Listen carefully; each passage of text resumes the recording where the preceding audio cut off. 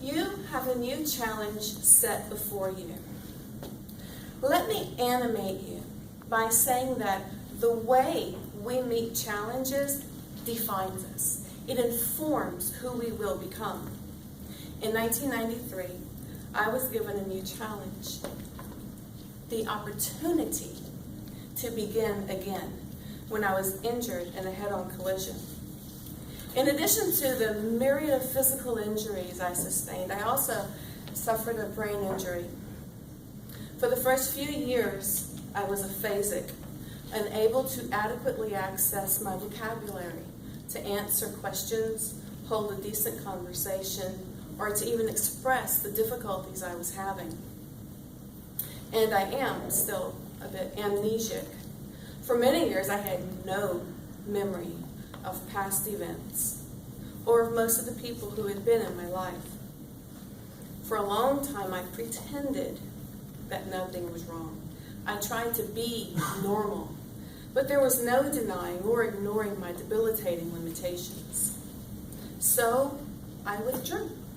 I stopped being sociable, stopped answering the phone, because communicating was just so difficult. It was humiliating when I could not find simple words to respond when people spoke to me.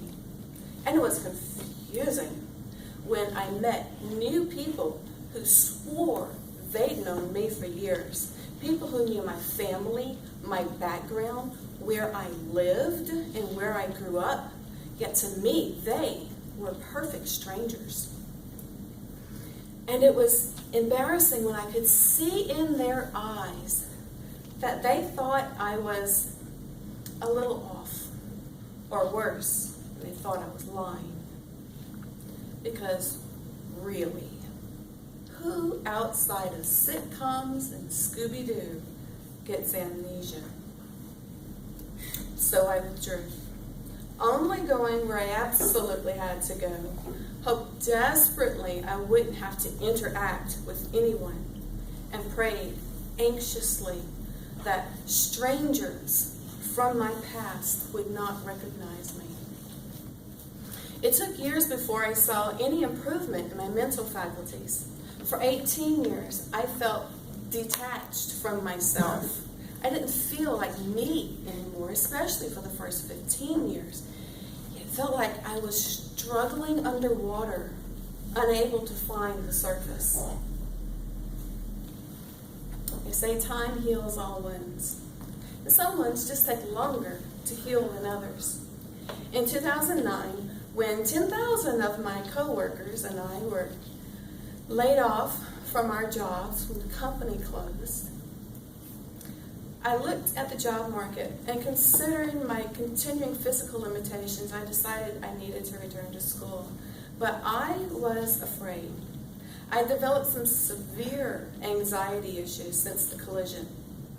I don't do well in crowds, so the thought of willingly walking into a room filled with people just completely unnerved me. I had some serious doubts over whether or not I could even function in school. But I bit the bullet, went anyway, earned 2 associate's degrees with no anxiety attacks, which for me was extraordinary. Now, I know some people who are aghast that I continue to publicly reveal such an embarrassing weakness. But I stand before you tonight, not a victim of my brain injury. I stand victorious by the grace of God, because like in Mary Stevenson's poem, Footprints in the Sand, Jesus carried me all those years when I could not function. In His strength, I faced my challenges. After 18 years, my brain began to wake up. I began to feel like myself again. I'm stronger now for the journey, for having walked the path of adversity for 22 long years. Was it difficult? Yes. Is it over? Not so much. Is it embarrassing still to know that sometimes people still have reason to see me as a little off? It is. But I'm not giving up. Because even though I had grown afraid, even though it is embarrassing, I refuse to be a victim of my fears any longer. I refuse to be a victim of my challenges. I refuse to do as Shakespeare said and go quietly into the night. I want to be effective. I want to make a positive impact on people. When I don't, I want people to come to my funeral because they'll miss me. Not because they want to make sure I'm really gone. So, I told you my story because life will throw challenges at you too. Hopefully for you it won't be a brain injury, but you will nonetheless face challenges. And what will you do? Sometimes you have no control over what happens, but you do have control over how you respond. When hard times hit and bad things happen, you can choose to live your life as a victim. You can crawl in some dark corner and cry, "Why me?"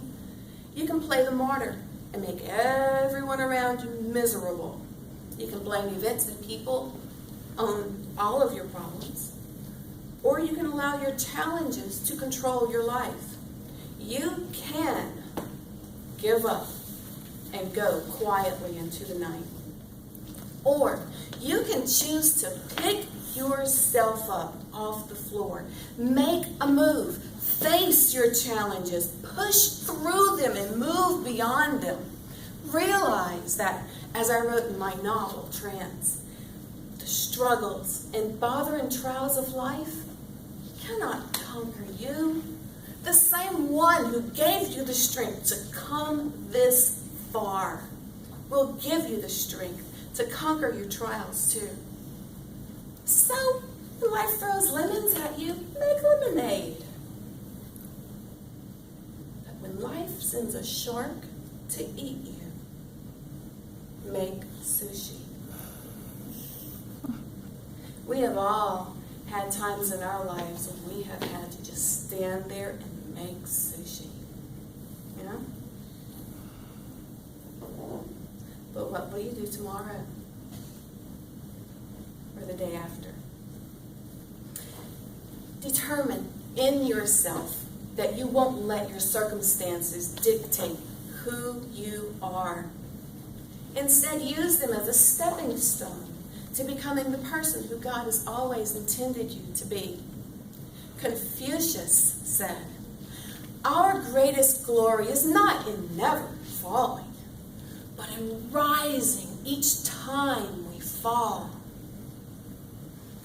Make every day a new opportunity to be productive. Don't give up. Do your best work every day and pour your heart and your passions into the things that you love. Don't give up. There is dignity, honor, and pleasure in work well done. Don't give up. And as Winston Churchill said, never give up, never give up, never give up. You can draw strength from knowing that you have walked the path of adversity and emerged with your head held high. Only through perseverance will you win the day. And at the end of the day, when you lay down to rest, you can sleep well, knowing you have done your best if you never give up. Thank you.